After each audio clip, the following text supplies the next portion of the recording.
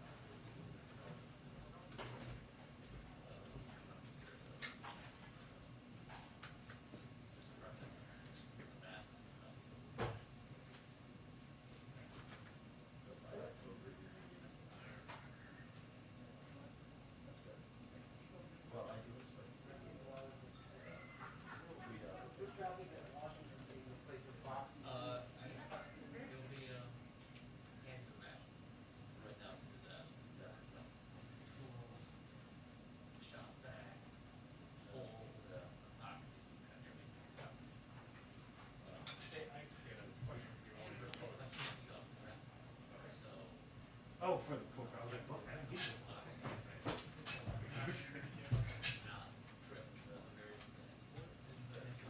Need that version separate sense too.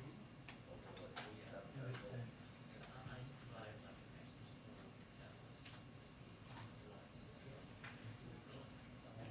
Or you have to work much faster.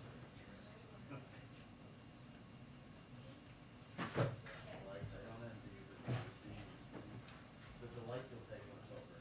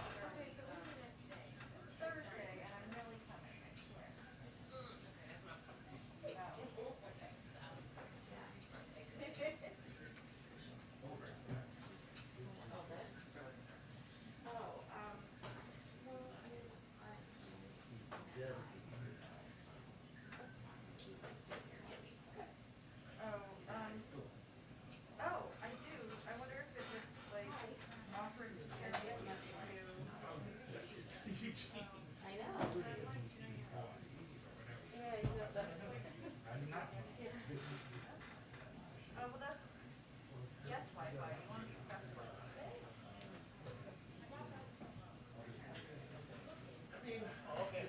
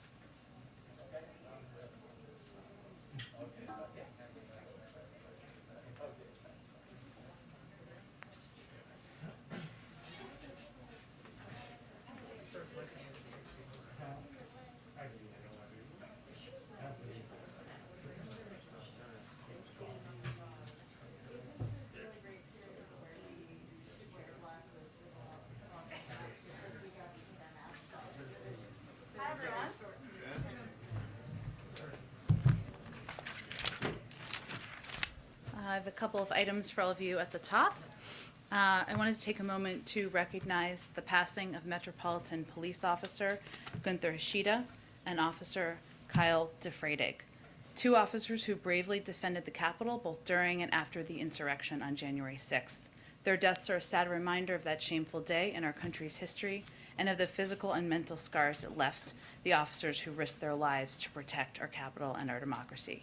We heard firsthand last week from some of those who served on that day, and their testimony reaffirmed the incredible bravery they showed in the worst possible circumstances. Their passing also reminds us of the remarkable courage of the men and women in law enforcement who serve with honor and leave home each day, not knowing what risks they may face, but are determined to protect their communities. We're indebted to their services, and our thoughts to go out to the friends, family, and loved ones of the two officers. And we want to remind those who are struggling that help is available 24/7. Please reach out to the Suicide Prevention Lifeline at 1-800-273-8255. I also wanted to mark that today is 2 years since the mass shooting in El Paso that killed 23 people in a terrible act of domestic terrorism that targeted a city defined by its diversity and rich Hispanic heritage. This morning, the President published an op-ed in the El Paso Times sharing his and the First Lady's condolences with the families who lost loved ones and the broader El Paso community. And he wrote about how today is a somber reminder of the unfinished work to heal the soul of this nation and end the epidemic of gun violence that is taking lives and shattering communities. The President and Vice President are currently meeting, as you all know, with 12 Latino leaders in the state dining room at the top. You heard the President speak at the top of the meeting, of course. During the meeting, the President will speak about the work we must do to counter domestic terrorism and the spread of hate-fueled violence in every form and end the scourge of gun violence in America. They will also talk about the President's Build Back Better agenda and how it will benefit Latinos throughout the country, our economic recovery, voting rights, and immigration. Also wanted to note that today we are marking Black Women's Equal Pay Day, which marks how far into the year Black women working full-time need to work to earn what their white, non-Hispanic male counterparts earned in the previous year. It takes a Black woman nearly 20 months to earn what a white man made in 1 year for the same work. Black women manage a disproportionate share of caregiving responsibilities, which have dramatically increased due to the COVID-19 pandemic, meaning that they may have to work part-time or leave the labor force entirely. They also comprise a disproportionate share of low-wage workers in industries such as caregiving that lack adequate compensation and benefits. The Biden-Harris administration has taken several steps to increase opportunity for Black women and girls, their families, and their communities to thrive in the workplace and to be economically secure.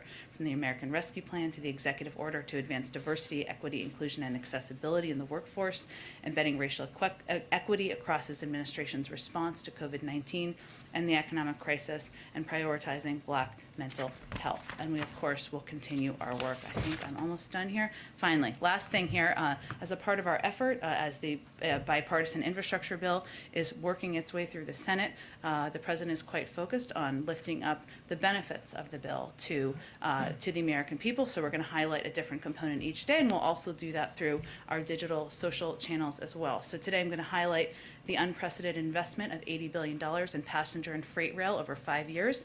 That's a 500% increase over current services, and it represents the largest investment in passenger rail since the creation of Amtrak a half a century ago.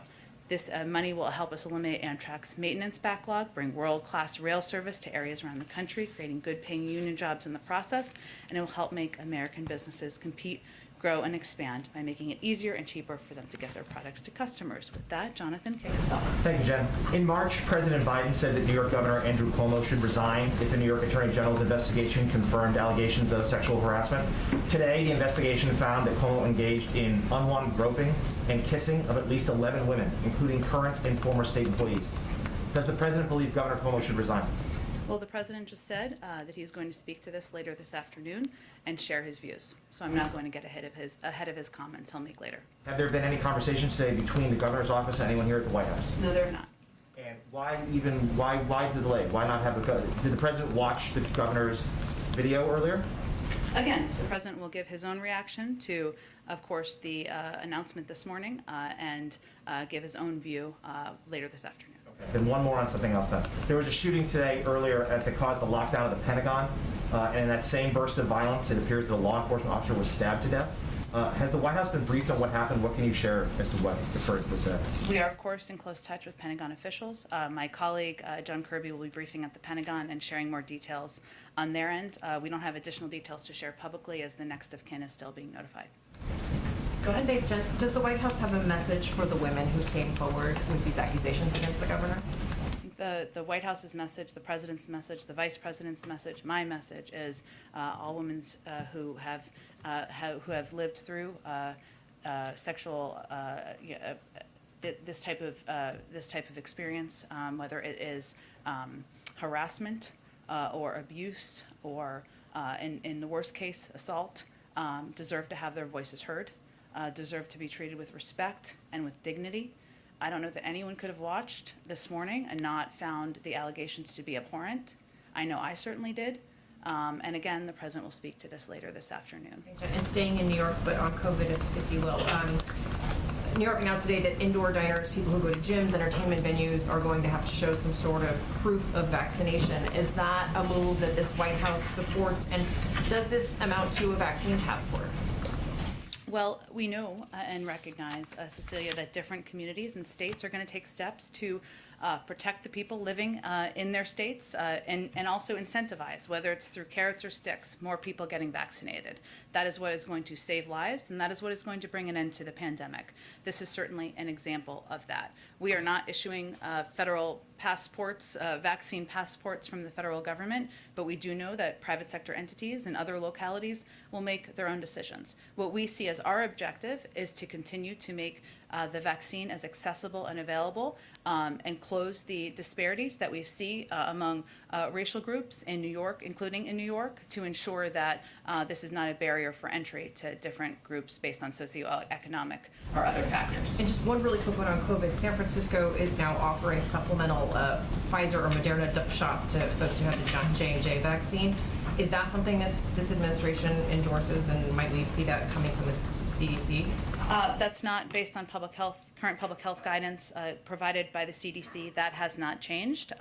We, again, know different localities will be making decisions, but that's not reflective of current public health guidance. Go ahead. Thanks, Jen. Sticking with the same topic, Governor DeSantis in Florida is taking a very different approach than New York is.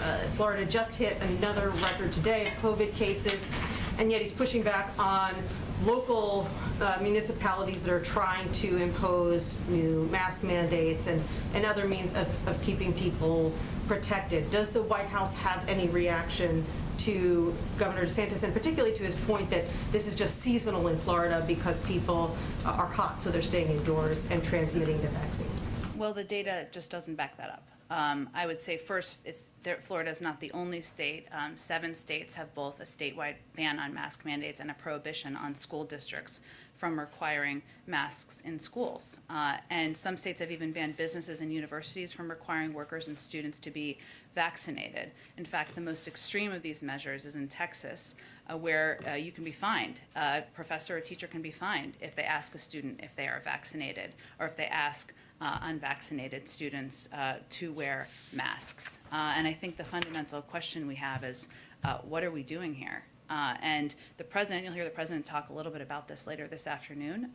His message is going to be, we're all in this fight together, whether it's Democratic or Republican governor. And I will note, most Republican governors are doing exactly the right thing and doing and advocating for and taking steps to advocate for more people to get vaccinated. But if you aren't going to help, if you aren't going to abide by public health guidance, then get out of the way and let people do the right thing to lead in their communities, whether they are teachers, university leaders, private sector leaders, or others who are trying to save lives. And beyond sending messages like the president will do later today, what is the administration doing to actually communicate or work directly with some of these state officials? Sure. Well, I would first say that we are continuing to send surge teams out, and we are in touch with a range of states and leaders in those states about how we can provide assistance that's going to help them directly. So let me give you an example, or a couple of examples, I should say, of some of the states that have been hardest hit. We've actively been engaged with the governor's office in Florida to describe and offer federal support in areas like testing, increasing vaccine confidence, monitoring hospital capacity, which we've seen the Florida Hospital Association speak speak to their concerns about the rising numbers, and monoclonal antibody therapeutics. Teams from CDC and HHS are in contact with Florida officials to offer technical assistance and support. We're also engaged with the governor's office in Texas and the state health department to discuss the state of the pandemic there and how we can offer specific assistance, as well as Louisiana. I mean, you saw the governor make an announcement about masks yesterday, but as a part of our National Disaster Medical System program, we've deployed a team of 33 medical personnel to provide medical staff surge capacity to the Baton Rouge, Louisiana area. So those are just a couple of examples of some of the hardest hit states, but we again, Jeff Zients, our COVID coordinator, sent out a letter to all 50 governors offering federal assistance, offering assistance, and offering to work in close touch about how we can help address the needs they have. Go ahead. Yeah, just quickly, you keep using the word offer, and I just want to know whether those offers have been accepted in Florida and Texas. Right now, it's a discussion, and we are talking about what their needs are and how we could help meet their needs. Louisiana, of course, we have sent out and deployed this disaster medical assistance team of 33 medical personnel, but ideally, we will come to agreement on how we can provide additional assistance to help address parts of the country where there are rising case numbers. Go ahead. The president has ruled out additional shutdowns related to COVID-19, and I'm just curious because that was an intervention that was used successfully to help places like New York City when they had hospital capacity issues. Now we see hospitalization rates at their highest level since February. Why would the White House, why would the president rule that out? And is that consistent with your commitment to be led by science rather than politics? Well, I would say it's not just the president when he continues to be guided by science. Dr. Fauci and Dr. Collins also made similar comments this weekend. And the larger point they were making is we're in a very different place now than we were last January. The Delta variant is the most transmissible. We are seeing rising case numbers in about a handful of states, about half a dozen states across the country. I will note, since we were just talking about Florida, and this statistic really struck me, so let me share it with all of you if I can find it here. 1 second, sorry.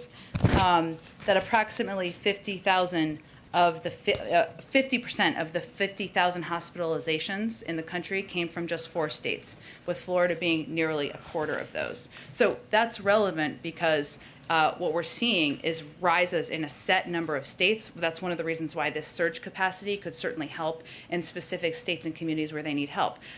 What we have ruled out is a across-the-board federal vaccine mandate. We are now at a point where more than 165 million people are fully vaccinated. 70% of adults have gotten at least one shot. That is a different place than we were 6 months ago. So I think that is a reflection of the science and medical experts conveying we've made enough progress. That's not a step they believe we would need from a public health perspective. And there was an announcement yesterday about the continuation of Title 42 with regard to migrants and the public health situation at the border. Is there data showing that migrants are showing up with more COVID positive rates, and is that what's kind of led to that policy? Because we still have other people who are coming into the country by other means, and we haven't seen fit to prevent them from entering. So why this treatment specifically? Well, I would certainly point you to the CDC. They, of course, make the decisions and recommendations about maintaining Title 42 and keeping it in place. It's rooted in preventing the introduction of contagious diseases into the interior of the United States.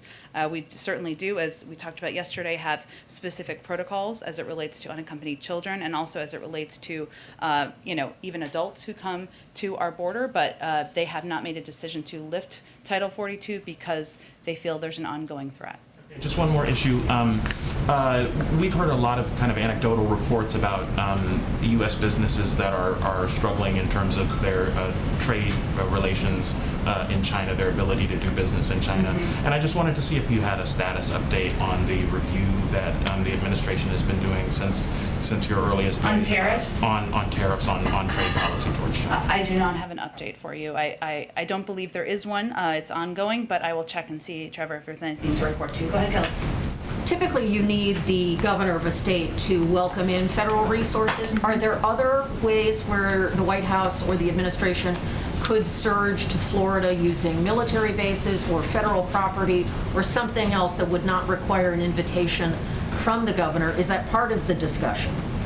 That's a really good question. We work beyond governors, who we certainly work with, Democrats and Republicans. We also work with local public health officials and authorities. There is a variety of kinds of assistance we can provide, whether it is medical advice or guidance on operational capacity and approaches.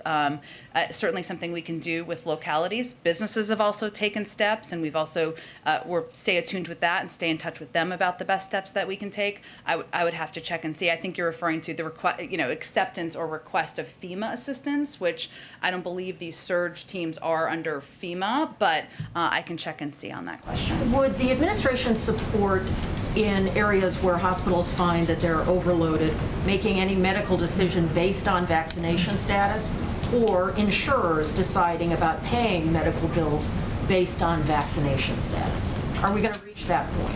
I would have to talk to our health team, but I'm not aware of that being under discussion.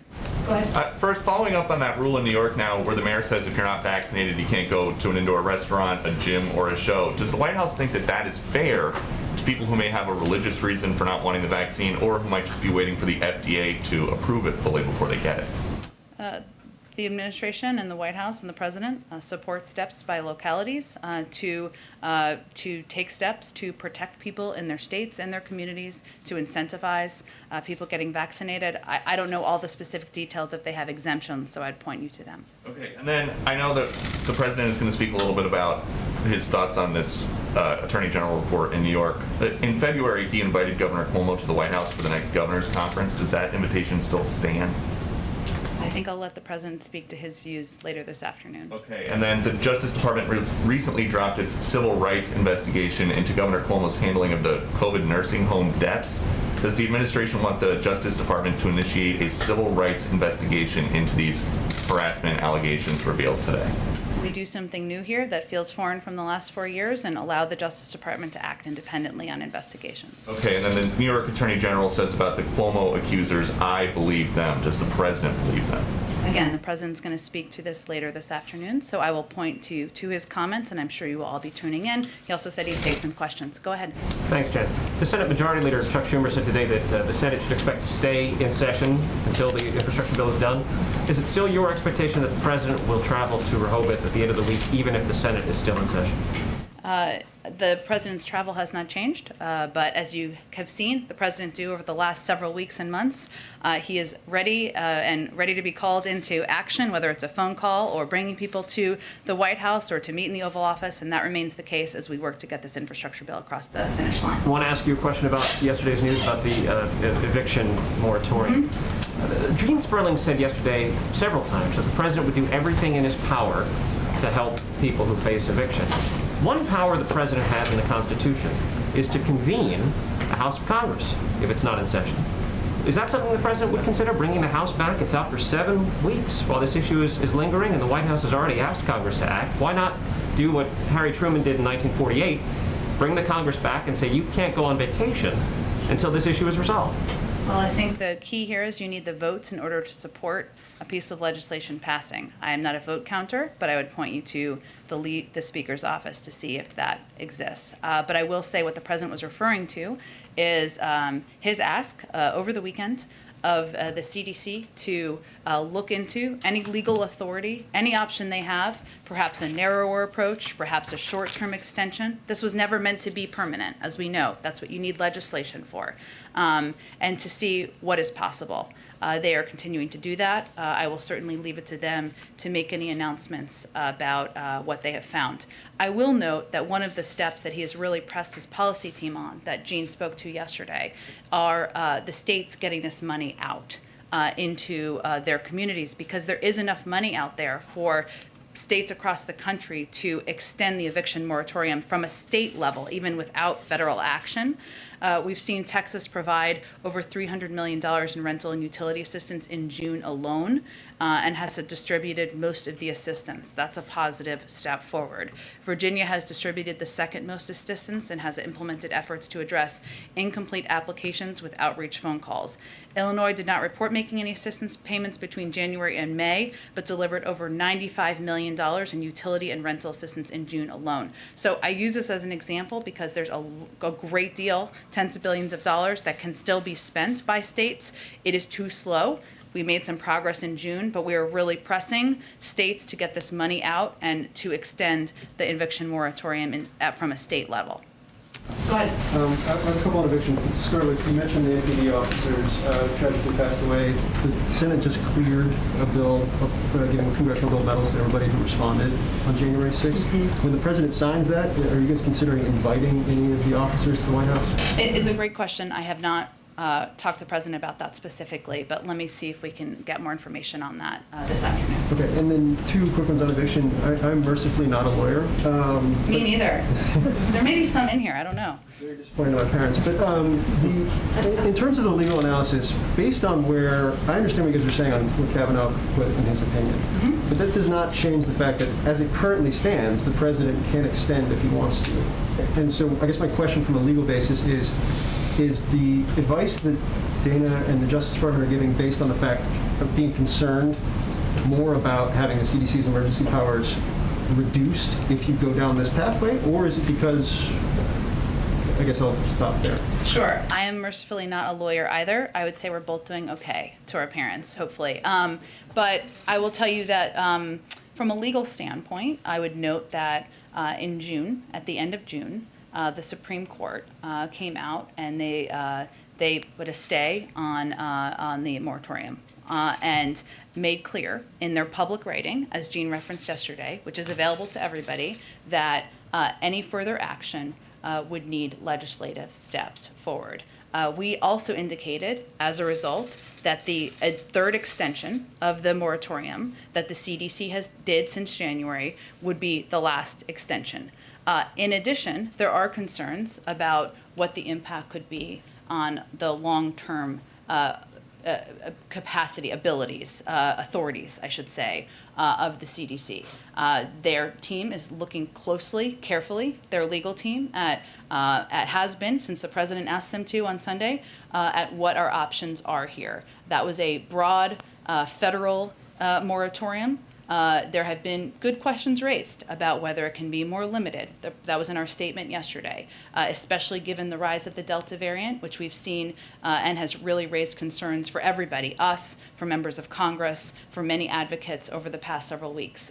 So they are taking a close look at that, or they have been taking a close look at that. But there's been a range of legal factors, and they're kicking the tires. Okay, and just one more to follow up on that. Speaker Pelosi's statement after your statement yesterday made pretty clear the enthusiasm was based on the fact you guys are still looking for legal options. Yep. Which Jean was pretty clear last night. The tires that had been kicked up to that point had presented none of them. I guess my question is, I don't understand how this ends. You made very clear the reality. There's no votes on Capitol Hill. This is a huge issue inside the House Democratic Caucus, and you guys don't think you have the legal authority. But how does this end? We do hard things. It's challenging. I will say there are a couple of options here. We are still continuing to look at legal options. That process is not concluded. And again, I would note that in our statement yesterday, we made clear that the president had even raised the question of a partial, limited, short-term extension. This is never going to be permanent, right? It was never intended to be. The other piece, which I touched on briefly in response to Steve's question, was related to what states can do. And there's no question that there's a great deal of funding that has not gone out nearly as quickly as it should have gone out. We recognize that issue. We are quite focused on that issue. And one of the efforts that we feel we do have some control over is pushing states to extend moratoriums in their own states. They have the funding to do it. The funding comes from the American Rescue Plan. They need to get it out the door. That should help keep many people in their homes. So we are continuing to work on several tracks on this front. The president wants to keep people in their homes. He does not want people to be out on the street, and he's going to do everything in his power, even with the challenges you outlined, to get that done. Go ahead. Thanks. I'm not going to use the phrase kicking the tires, although I just did. You can. You just used it. We can keep it as a theme. Foiled again. Okay. Lifting the hood. Whatever you say. There you go. Should we expect anything from the president later in terms of a partial, limited, short-term extension? Is he going to give an update on anything related to evictions at 4? I would say that any announcement, any decision, an announcement would be made by the CDC, and then if if they find there is capacity or steps they can take from a legal standpoint, I'm sure this president would speak to it. Okay, and there was a report yesterday in Politico that a senior aide in this White House has been abusive to other colleagues. I know the report was based on anonymous sourcing. You know, but I love anonymous sources. That's why I almost didn't ask, 'cause I feel Placing like you would just criticism. say, right. But I'm wondering if, given this administration has its edict to treating people with kindness and respect, is this report, even though anonymously sourced, going to be looked into? First, I would say that I've worked with now over the last 6 months, even as a newbie into the Biden orbit, the individual named by anonymous source. He's been nothing but supportive and communicative, and that's been my experience. It's hard to look into anonymously sourced reports. I'm not aware of that being the intention. Go ahead. Thanks, Jen. In July, we likely saw a record high of unaccompanied children, again, monthly high, arriving at the southern border, and we've already reached a yearly high of migrants who've arrived at the border. You all have previously explained that this was likely due to a seasonal spike that we've seen, but we're well out of what we would normally see on a yearly average. What is your current assessment for why we're seeing these numbers still well into a very hot summer? We've said that was one of the factors, and it is typically one of the factors seasonally. We saw a big uptick in the spring, which you see every other year or so. I will say there's a range of factors which are happening in these countries where individuals are leaving from. Economic challenges, weather challenges, crime, and that is all. Those are also, of course, drivers of people of all ages trying to leave their country to come to the United States. That's one of the reasons the vice president has been so focused that the president's asking on addressing these root causes. That's a long-term challenge, and will require a long-term solution. She laid out some significant steps forward last week, and that is going to continue to be something she is working on. But I will note that even with the uptick we've seen over the last several months, as we've noted, Title 42 remains in place for health reasons. We also have made great progress in moving people through Border Patrol facilities, especially, of course, children, and getting them into places where they can be treated with safely. And then one other question. The Senate Homeland Security Committee released a report this morning that found serious cybersecurity vulnerabilities all across the federal government. The average rating they gave was C-. A lot of different agencies got Ds. Does the White House agree with that assessment? And then as Senator Portman stressed, are you all willing to take some of the considerations or recommendations that they put in the report into account? For instance, creating a coordinating body or just requiring more stringent cybersecurity regulations around? I have not taken a look at the report, and I'm not aware if our team has or not, but I'm happy to see if they have a reaction to it. Why don't I go to the back just so I can confirm? Go ahead. Thank you, Jen. I wanted to follow up on the question of lockdowns from a second ago, because yesterday you said that we are not going back to the shutdowns of March 2020. You also said that, quote, we're not going to take options off the table. Given how incredibly effective the vaccine is, why not take lockdowns off the table? I think I also said that that's not under consideration. That hasn't changed. Thank you for clarifying. Okay, go ahead. Yes, thanks, Jen. The administration today announced its allocation plan for the first 25 million COVID-19 vaccine doses to be shared globally. I've asked this before in a different form, but what is the guidance the administration has for the as many as 9 million American citizens overseas that are still waiting for vaccine I know doses? you've asked this before, and it is incumbent upon us to get you a good answer. Obviously, our embassies are fully in touch with American citizens who are living overseas, but it's probably best suited for the State Department to answer that question, given they oversee all of our diplomatic efforts. Go ahead. Oh, go ahead. You said that your tie looks good, though. Thank you. You said that the administration supports New York City or locality steps to do what they need to keep their residents safe.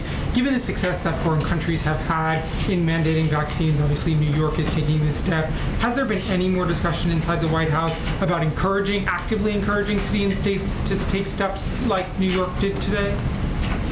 We work very closely with governors and localities about what steps they're considering and what steps are appropriate to help protect people in their localities and save more lives. But I don't have any additional considerations to preview for you. So the president's not going to weigh in one way or the other whether he supports mandating vaccines in the way that other countries. We support steps by private sector entities. We support steps by localities to save lives, protect their communities, incentivize more people getting vaccinated. And then just one more on the eviction moratoriums. Does the president have any plans to speak with Representative Bush or any of the other lawmakers that are outside the Capitol?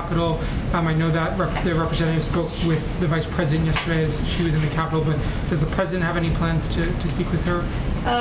I don't have any plans to preview for you. As you noted, the vice president was leaving the Capitol yesterday, and she spoke briefly with Representative Bush. We are in regular touch with a range of members of the Progressive Caucus on a number of issues, including, of course, this important issue. We were late last week into the weekend and yesterday, White House officials were in touch with Speaker Pelosi, various members, including Representatives Cori Bush, as I noted, Representative Jayapal, Gomez, Presley, and the CPC executive director. And Representative Bush certainly shared her firsthand account of being evicted and explained what this meant to her, which is something that stuck with the people she spoke with. So we will remain in close touch. That will continue. I don't have a call to preview for you at this point in time. Go ahead. Thank you, Jen.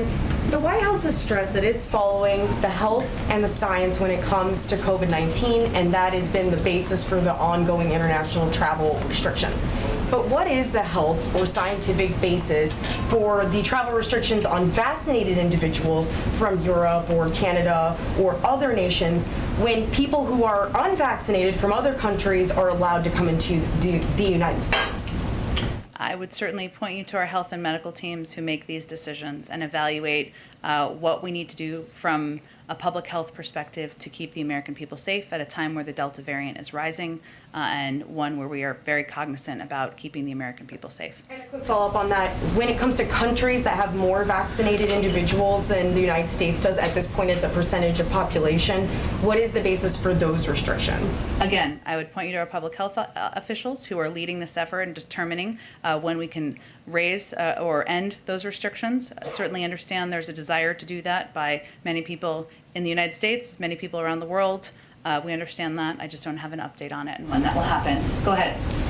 Thanks, Jen. It was just a little over a month ago that the president traveled down to Surfside, and he actually sat side by side with Governor DeSantis. They both praised one another for their respective handling of the disaster situation there. I'm wondering if there has been any further direct communication between the president and the governor, and might the president consider speaking with the governor specifically about what we're seeing in terms of the rise in the hospitalizations and this developing situation with COVID down there? Well, if we thought it would make a difference, I'm sure he would. But I would say that the president feels you can praise leaders for taking some steps, as he did in that scenario with that tragedy at Surfside, where many people's lives were lost, many families were suffering, while at the same time expressing concern about their handling of a pandemic, which is what we're doing in this regard. But I don't have any expectation or prediction of a call between them. Shied away from calling out, for instance, social media companies for their roles in the spread of disinformation, for instance. Does he feel that Governor DeSantis bears responsibility for a situation with regard to hospitalizations that is an outlier compared to the rest of the country? Well, I think you'll hear him talk this afternoon about where he's seeing the biggest challenges in the country. But I think any call we make, we do through the prism of what we think is going to result in action and result in a positive outcome. And they're calling out social media companies, and the fact that they can take additional steps is one thing, but we certainly are still open to working with governors of all political stripes to help address the pandemic. And our objective and our hope would be to work in partnership and not get into a food fight. Go ahead. Thank you, Jen. Oh, go ahead. And then I'll go. Okay, yeah, that's fine. Go ahead. All right. There's been a second incident involving oil tankers opposite the Gulf of Oman today. Fingers pointed to Iran. Do you believe that Iran is threatening international shipping line? And today, the new president has taken office. Do you think that the White House can work with the hardliners especially that we still don't know if you guys are going to go to the seventh round of talks in Vienna? Sure. Well, first, we're monitoring this developing situation, and we are in close touch with London and other partners who around the world who are also monitoring. The first reports are deeply concerning. We are fully engaged and will be as the situation is developing. I would say that as it relates to whether we can work with, I think our view, as I mentioned yesterday, is that every single challenge and threat we face from Iran would be made more pronounced and dangerous by an unconstrained nuclear program that continues. We would not anticipate that would solve every concern we have about their behavior in the world. But we believe that having greater visibility into their nuclear capacity and capabilities would be in our national interests, in the interests of many of our partners, and certainly we would hope we could build from there. But we are fully prepared to return to Vienna to continue negotiations and hope that is there's an opportunity to do that. Go ahead. I'm going to the two ladies behind you. Go ahead. I wanted to ask about the infrastructure bill, specifically the Reconnecting Communities program that's in there. The president asked for at least $20 billion with a B in the American Jobs Plan, and the bill has it at $1 billion. I wanted to ask if that's enough to do what you want with the program or reach the program's goals, and if you're going to pursue funding for it through another path. Yeah. Well, I would first say that major project funding can be used for these kinds of efforts, which are certainly a priority to the president. And this is the first time in American history that the federal government has taken on the effects of the 20th century practice of placing roads or other infrastructure in ways that deliberately interrupt the hearts of Black communities, like what happened in New Orleans, Syracuse, and cities across the country. So we are certainly, I know the president proposed a greater amount of money. Part of coming to an agreement is compromise, but we also believe that project funding for other projects that's a part of this package could be used to address the division of communities and further our equity objectives. So would you then, if some of the programs are grant funding or something, would you prioritize reconnecting communities to be able to use that funding for the purpose that you wanted?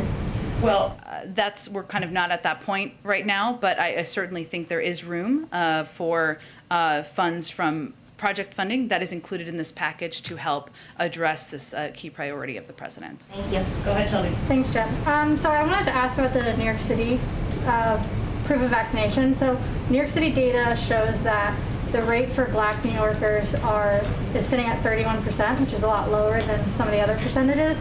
And this is similar to the national level, according to CDC data. So is the White House concerned at all that the burdens imposed by governments and businesses like this New York City proof of vaccination is going to fall heaviest on these minority communities? Well, I would say, Shelby, that it's our objective to continue to close that equity gap and to make sure we are, as a federal government, working in partnership with states like New York, cities like New York City, to make sure we are making the vaccine accessible, available, we're meeting people where they are, we're partnering with the right public health officials, and we will continue to do exactly that, because we certainly don't want this to be a barrier of entry for communities. We also believe that at a time where the Delta variant is spreading like wildfire across the country, especially to unvaccinated communities, that it's important, and cities and communities should be able to take steps to incentivize get more people getting vaccinated. Go ahead. I have a question on the eviction moratorium. Sure. Some states are reporting a lot of logistical problems in dispersing their funds, from websites getting overloaded and crashing to renters not being able to track down all the verification documents. What is this administration doing, or what can it do to make the process easier, streamline it, less difficult, make it easier for the states to disperse the funds? Yeah, look, I would say, as Jean touched on yesterday, there is, long before this question about extending the eviction moratorium during a pandemic, there have been a lot of challenges and issues with our infrastructure as it relates to rental and housing assistance across the country, and this is really bringing that to light. What we have tried to do is was work with states in partnership to share best practices. We've hosted 2 summits with 46 of the cities with most tenants at risk to help jurisdictions set up these new eviction prevention programs. We also have a range of experts and officials in the federal government who are here to provide assistance and guidance on how this money can get out. We've seen some progress over the last month. Obviously, more needs to be done, but we are here. We are available. We are ready to provide assistance, to provide guidance to states and localities that need that. We want to work in partnership. Go ahead and back. Jen, can you first tell us, is there any progress on finding an ambassador to the Holy See? If so, what qualifications are you looking for? I don't have anything to preview for you at this point in time. I understand there's still an ongoing interest in ambassadors. I'm sure there'll be more to come very soon. If not later today, we'll see. Go ahead in the back. Jen, I mean, it feels like we're dancing around an issue here, which is how much are Governors DeSantis and Abbott directly responsible for what's happening right now, given that 50 million people live in those 2 states that are, I think Jeff said yesterday, 1/3 of all infections last week were there. So, and how much personal responsibility do they bear? Well, I'm certainly not trying to dance in any way. I think what I said yesterday was that at a point in every leader's life, they have to make a decision about whether they're going to abide by public health guidelines to save people's lives or whether they're going to be guided by politics. And I will let you all be the judge of that. Public health guidelines are pretty clear as it relates to the benefit of vaccination, as it relates to the benefit of masking for communities that are not vaccinated. And you will hear the president convey later, if you are not going to be a part of the solution, if you're not going to be a part of saving people's lives, then get out of the way and let other people do the job. Get out of the way. That means don't make it harder for people to put requirements on masks or asking for vaccination status into law. Let's see. Go ahead, Eugene, and we'll go next. Go ahead. I don't know cars. I don't have a vehicle for you. Okay, that's okay. You don't need one. Has the president or anyone from the White House been in contact with Republican senators and leadership over there to talk about the eviction moratorium? We've been talking about the House a lot. Obviously, they are the ones that are sleeping outside of the Capitol, but it would take 10 votes from Republicans also to get an eviction moratorium. Are you guys in contact with leadership? We are in contact with Republicans and Democrats about a range of issues, and we certainly welcome anyone in the Republican caucus who wants to work together on an eviction moratorium. Is the president calling on the Senate to take it up, an eviction moratorium, because they are in session, they're still here? That would also require, yes, as you said, it would also require Congress to act. You need both houses to act. Again, I think this is a matter of whether there is support in caucuses to do that. That is a challenge. Even the most passionate advocates who are out there, and we certainly stand by them and support their same objective of extending the eviction moratorium, cannot do it on their own. We certainly would like to see legislation. The president would love to sign that into law that, as you said, would require both houses of Congress. Question, sorry. You mentioned Texas. That's the state that is being touted as not just number one, but also they have the best system. The way that it's been happening is it's going straight to landlords and people who own homes and are renting it out. Is that what other states should be doing? Should they be copying Texas in how they disperse these funds?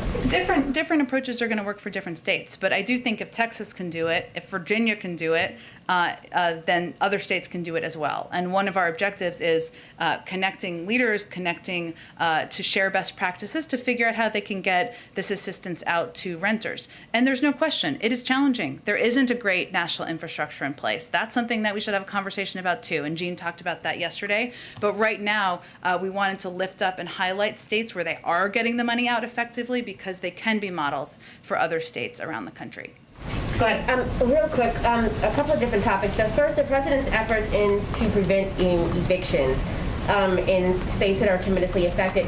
You mentioned that there were incentives to some of the landlords who cooperated with the efforts, but I didn't see what those incentives are. Now, are there repercussions if we later find that money goes unused and is diverted to something else? That's my question on evictions.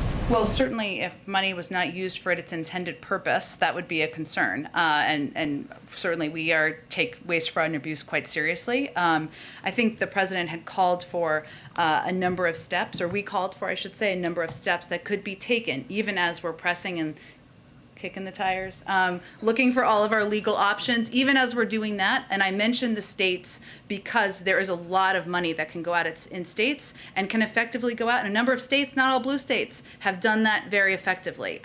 So I referenced, and you touched on one of them, but let me make sure I cover, let's see. So there are states and communities, there are also, he's also asked federal agencies to use their power to prevent evictions and tell landlords. So so there are any properties that are government-backed properties. So if you get a government-backed loan for your mortgage, we've asked our agencies to prevent eviction. So he is, again, using every step in his capacity to keep people in their homes. On voting rights, Senator Klobuchar says that they're nearing a voting rights deal. Is there anything that you can tell us in the deal, how this slimmed down deal is looking? And also the president has also talked about there are Republicans that he's been talking to. Can you name any of the Republicans that possibly could That wouldn't be constructive to our end goal. I understand your interest.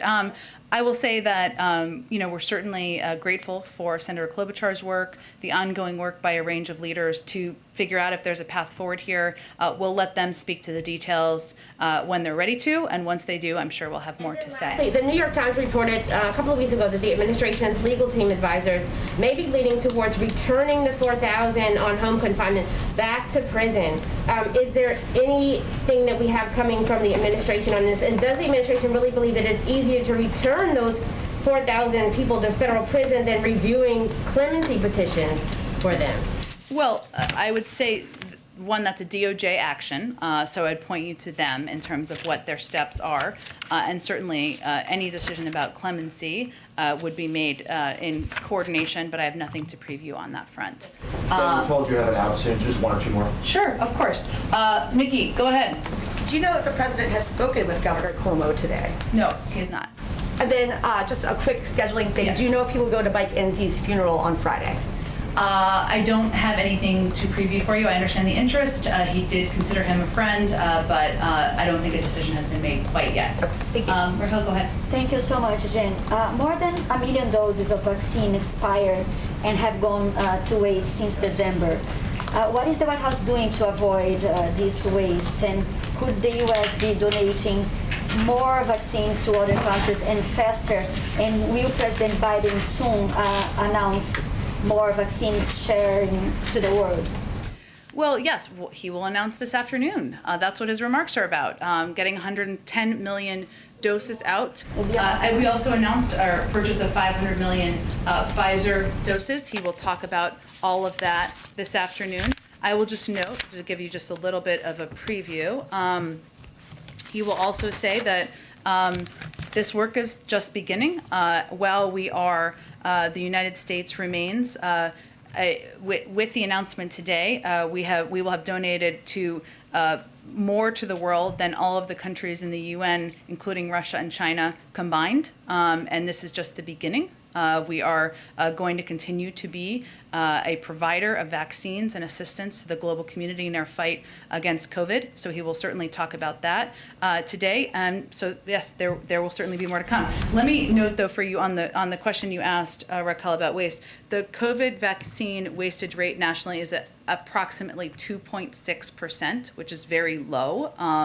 Certainly, we don't want any doses to be wasted, and what we do is we work with governors so that they can request, or state authorities, I should say, exactly the amount of vaccine doses that they want to reduce and prevent that waste. It's important that we get as many people, of course, vaccinated. Sometimes that can mean opening a multi-dose vial and not using every dose. But we do everything we can to reduce waste, and certainly we will continue to do that. All right, thanks everyone. Thanks, Jen.